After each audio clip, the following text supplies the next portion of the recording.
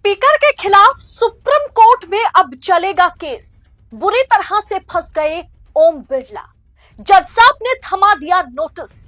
उल्टी गिनती शुरू। बताऊंगी क्या है पूरी खबर, तो आखिर तक वीडियो में बने रहे। नमस्कार, मैं हूं आपके साथ अदिति और आप 4 PM न्यूज नेटवर्क देख रहे हैं। दोस्तों, ओम बिरला की उल्टी गिनती शुरू हो गई है, क्योंकि अब ओम बिरला के खिलाफ सुनवाई करेगा खुद सुप्रीम कोर्ट। बहुत बड़ी खबर है, बहुत चौंकाने वाली खबर है जो सुप्रीम कोर्ट और संसद से निकल के आ रही है। कैशकांड मामले में अब ओम बिरला के खिलाफ सुप्रीम कोर्ट में जजेस सुनवाई करेंगे। सुप्रीम कोर्ट ने लोकसभा को नोटिस भेज दिया है। आपको याद होगा जस्टिस यशवंत वर्मा के घर से जले हुए नोटों का वो वीडियो, जहां से जले हुए नोट बरामद हुए थे, उस पर जांच चल रही है। लोकसभा में, राज्यसभा में उनके खिलाफ महाभियोग लाया गया है।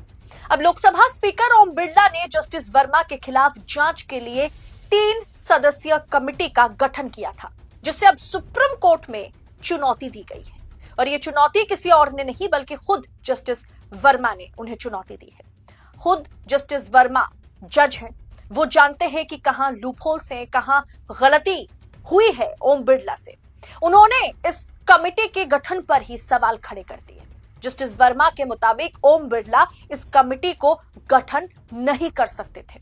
दरअसल हुआ क्या कि जस्टिस वर्मा के खिलाफ महाभियोग चल रहा है, जैसे मैंने आपसे कहा। इसमें जो जजेस इंक्वायरी कमेटी में है, या एक इंक्वायरी कमेटी की गठन की गई है, जजेस इंक्वायरी एक्ट के तहत जो कमेटी का गठन हुआ है, उस कमेटी में ये 3 जजेस को ओम बिरला नहीं चुन सकते। ओम बिरला इस कमेटी का गठन नहीं कर सकते, क्योंकि जो गठन प्रक्रिया है वो सही नहीं है, और उस गठन प्रक्रिया पर ही जस्टिस वर्मा ने सवाल उठा दिया है। जस्टिस वर्मा ने कहा है कि जिस हाउस में, यानी महाभियोग पहले जिस हाउस में, राज्यसभा में या लोकसभा में, जहां सबसे पहले महाभियोग प्रस्ताव लाया गया है, उस हाउस के जो कर्ता धर्ता है, यानी लोकसभा में स्पीकर और राज्यसभा में राज्यसभा के सभापति, जिस हाउस में फर्स्ट टाइम महाभियोग प्रस्ताव लाया जाता है, वही हाउस के कर्ता धर्ता, सभापति या स्पीकर तय करेगा कि कमेटी बनेगी, कितने लोगों की कमेटी बनेगी, उस कमेटी में कौन होंगे। तो उस हिसाब से महाभियोग सबसे पहले राज्यसभा में प्रस्तावित किया गया था। सबसे पहले महाभियोग जस्टिस वर्मा के खिलाफ राज्यसभा में लाया गया था। तो फिर राज्यसभा के सभापति को कमेटी का गठन करना चाहिए था।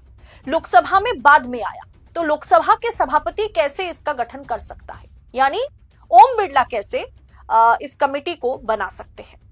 कैशकांड में फंसे जस्टिस वर्मा लोकसभा स्पीकर के एक फैसले के खिलाफ सुप्रीम कोर्ट पहुंच गए हैं, और इसी फैसले के खिलाफ सुप्रीम कोर्ट वो पहुंचे हैं, जिसके चलते सुप्रीम कोर्ट भी अब लोकसभा स्पीकर को नोटिस थमा दिया है।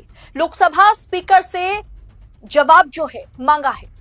दरअसल दोस्तों, जैसे मैंने आपको बताया कि सबसे पहले महाभियोग प्रस्ताव जो है उसे राज्यसभा में प्रस्तावित किया गया था, राज्यसभा में लाया गया था। तो लोकसभा स्पीकर कैसे कमेटी का गठन कर सकते हैं, यही सवाल सुप्रीम कोर्ट में पूछा गया।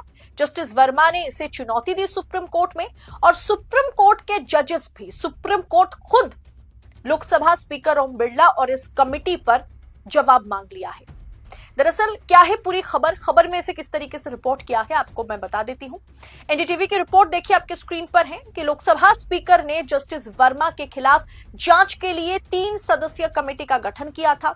समिति में उच्चतम न्यायालय के न्यायाधीश न्यायमूर्ति अरविंद कुमार, मद्रास हाईकोर्ट के मुख्य न्यायाधीश मनीन्द्र मोहन श्रीवास्तव और इसके अलावा BV आचार्य शामिल है।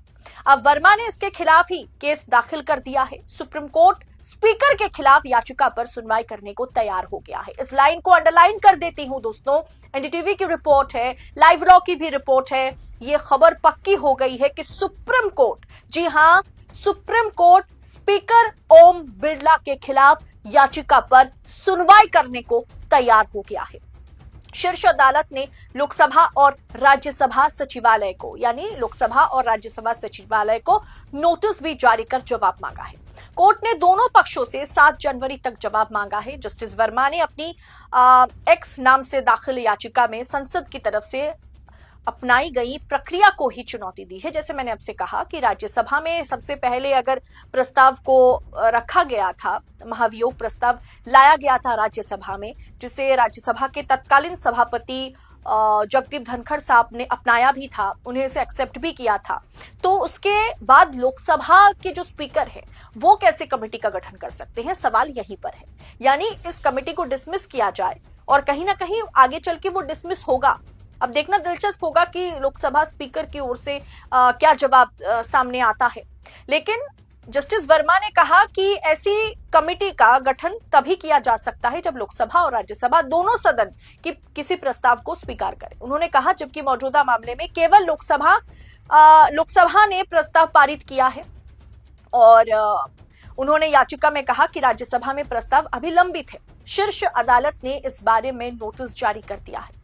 जस्टिस दीपंकर दत्ता ने मौखिक टिप्पणी करते हुए ये बताया कि कानून बनाने वाले को क्या कानून के बारे में पता नहीं है? कानून कौन बनाता है? कानून लोकसभा और राज्यसभा में बनाया जाता है। क्या राज्यसभा के सभापति, क्या लोकसभा के स्पीकर को नहीं पता? उन्होंने मौखिक टिप्पणी की है। जस्टिस दीपंकर दत्ता ने मौखिक टिप्पणी की है और उन्होंने कहा है क्या कानून बनाने वाले को यह पता नहीं है कि दोनों जगह पर जब प्रस्ताव जो है उसे पारित कर दिया जाता है, जब दोनों सदनों में वो पास होता है, तभी एक कमेटी का गठन हम कर सकते हैं। दरअसल दोस्तों पहले खबर यही थी, जैसे मैंने आपको कहा कि राज्यसभा में इसे प्रस्ताव लाया गया, तो लोकसभा में कैसे इस पर सवाल उठ सकता है या लोकसभा कैसे कमेटी का गठन कर सकता है, लोकसभा के स्पीकर कैसे कमेटी का गठन कर सकते हैं, ये सवाल तो उठाया गया था। लेकिन अब जो खबर निकल के आ रही है वहां जस्टिस वर्मा का कहना है कि ये लोकसभा में पारित हुआ है, राज्यसभा में लंबित है, ऐसे में वो कैसे कर सकते हैं। मतलब खबर आधा अधूरा ही हर किसी तक पहुंचाई गई है। अब दोस्तों आगे देखना दिलचस्प होगा कि सुप्रीम कोर्ट इस पर क्या फैसला सुनाता है, क्योंकि सुप्रीम कोर्ट खुद मौजूदा स्पीकर ओम बिरला के खिलाफ सुनवाई करने को राजी हो गया है, जो कि बहुत बड़ी खबर है। और आगे देखेंगे कि कैसे ओम बिरला के जरिए ओम बिरला ने जिस कमेटी का गठन किया जिसमें 3 और जजेस शामिल हैं, क्या इस कमेटी को डिसमिस किया जाता है? क्या इस पूरे के पूरे विषय पर, इस मुद्दे पर कानूनी जीत जो है वो जस्टिस वर्मा की होगी? ये भी आगे देखना दिलचस्प होगा। क्या आनन फानन में ओम बिरला से कोई बड़ी गलती हो गई कैश कांड मामले को लेकर के? सब कुछ का पता कुछ ही दिन के भीतर चल जाएगा। 7 जनवरी को इस पर सुनवाई होनी है, जब राज्यसभा और लोकसभा की तरफ से इस पर जवाब दिया जाएगा। क्या जवाब लोकसभा और राज्यसभा से दिया जाता है, ये भी आगे हम देखेंगे।